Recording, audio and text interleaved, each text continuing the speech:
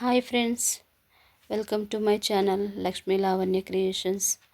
ఈరోజు జీడిపప్పు ఉప్మా ఎట్లా ప్రిపేర్ చేసుకోవాలో చూసుకుందామండి. జీడిపప్పు ఉప్మాకి కావాల్సిన ఇంగ్రీడియంట్స్: ఉప్మా రవ్వ, జీడిపప్పు, ఆనియన్స్, మిర్చి, టమాటో, క్యారెట్, పల్లీలు, పోపు దినుసులు. ఆనియన్స్ని ఇలా సన్నగా కట్ చేసుకోవాలండి. ఒక ఆనియన్ సరిపోతుంది. ఒక ఆనియన్ ఇలా సన్నగా కట్ చేసుకోవాలి. కట్ చేసుకున్న తర్వాత ఆనియన్స్తో పాటు మిర్చి, టమాటో, క్యారెట్ని కూడా మనం కట్ చేసుకోవాలి.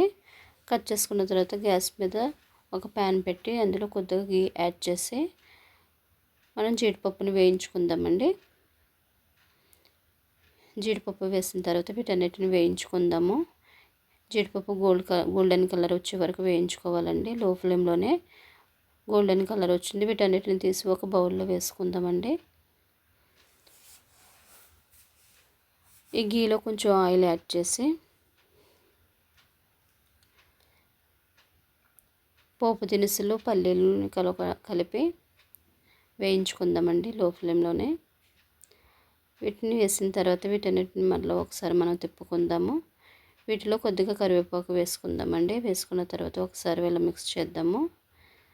ఇలా కలిపిన తర్వాత వీటన్నిటిని ఇందులో కొద్దిగా జీలకర్ర యాడ్ చేసుకుని మళ్ళీ ఒకసారి మనం తిప్పుతామండి. ఇలా కలుపుకున్న తర్వాత జీడిపప్పు ఉప్మాలో అల్లం వేసుకుంటే చాలా టేస్టీగా ఉంటుంది. కాబట్టి ఇందులో కొద్దిగా అల్లం చిన్న చిన్న పీసెస్ కింద కట్ చేసుకున్న తర్వాత ఇందులోకి యాడ్ చేసుకుందామండి. యాడ్ చేసుకుని అల్లంతో పాటు వీటన్నిటిని మళ్ళీ ఒకసారి మనం కలుపుకుందాము. వీటన్నిటిని ఇలా కలుపుకున్న తర్వాత ఏవైతే మనం ఆనియన్ కట్ చేసుకున్నామో మిర్చి, వీటి రెండింటిని కలిపేసి ఈ పోపు దినుసులతో పాటు వీటన్నిటిని కూడా మరలా ఒకసారి కలుపుకుందామండి. ఇలా కలుపుకున్న తర్వాత ఆనియన్స్ త్వరగా వేగడానికి కొద్దిగా సాల్ట్ యాడ్ చేసుకుందాము. సాల్ట్ యాడ్ చేసుకున్న తర్వాత ఈ మిశ్రమం అంతని మొదటిని మరలా ఒకసారి కలుపుకుందామండి. ఇలా కలుపుకున్న తర్వాత ఆనియన్ మగ్గడానికి మనం దీని మీద మూత పెట్టుకుందాము. 1 సెకండ్ 2 సెకండ్స్ ఆగిన తర్వాత క్యాప్ తీసి చూసినట్లయితే ఆనియన్స్ మళ్ళీ మనం గరిటెతో ఒకసారి తిప్పుకుందామండి. ఇలా తిప్పుకున్న తర్వాత మళ్ళీ ఒకసారి మూత పెట్టి 1 సెకండ్ ఆగి మళ్ళీ ఒకసారి చూద్దామండి. ఆల్మోస్ట్ ఆనియన్స్, మిర్చి వేగిపోయినాయి.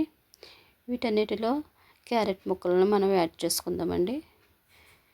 ఈ క్యారెట్ ముక్కలను యాడ్ చేసుకున్న తర్వాత ఈ మిశ్రమాన్ని అంతటిని మళ్ళీ ఒకసారి కలుపుకుందాము.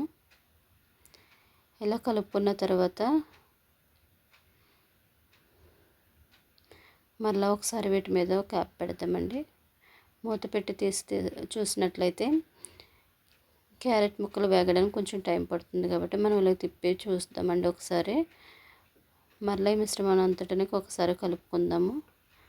కలుపుకున్న తర్వాత మళ్ళీ ఒకసారి వీటి మీద మనం మూత పెట్టుకుందామండి. 2 సెకండ్స్ ఆగిన తర్వాత తీసి చూసినట్లయితే క్యారెట్ ముక్కలు కూడా వేగిపోయినాయండి. ఇంకా మనం ఇందులో కలుపుకోవాల్సింది టమాటో కాబట్టి టమాటోని కూడా దీంట్లో మనం యాడ్ చేసుకుందాము. యాడ్ చేసుకున్న తర్వాత ఈ మిశ్రమాన్ని అంతటిని మళ్ళీ ఒకసారి తిప్పుకుందాము. ఇలా తిప్పుకున్న తర్వాత టమాటో కూడా మగ్గడానికి మనం మరలా ఒకసారి మూత పెట్టుకొని 1 సెకండ్ ఆగి తీసి చూసినట్లయితే చూడండి, టమాటో త్వరగా మగ్గుతుంది కాబట్టి టమాటో కూడా మగ్గిపోయింది. వీటన్నిటిని మరలా ఒకసారి కలుపుకుందాము. ఇలా మిశ్రమాన్ని అంతటిని ఒకసారి కలిపి ఏ కప్పుతో అయితే మనం ఉప్మా రవ్వ తీసుకున్నామో ఆ కప్పుతోనే 2 కప్ ఆఫ్ వాటర్ వేయాలండి. 1 కప్పు ఉప్మా రవ్వ, 2 కప్పులు వాటర్. ఇలా వాటర్ పోసిన తర్వాత ఈ మిశ్రమాన్ని అంతని మరలా ఒకసారి తిప్పుకుందాము. తిప్పుకున్న తర్వాత మనం క్యాప్ పెడదామండి.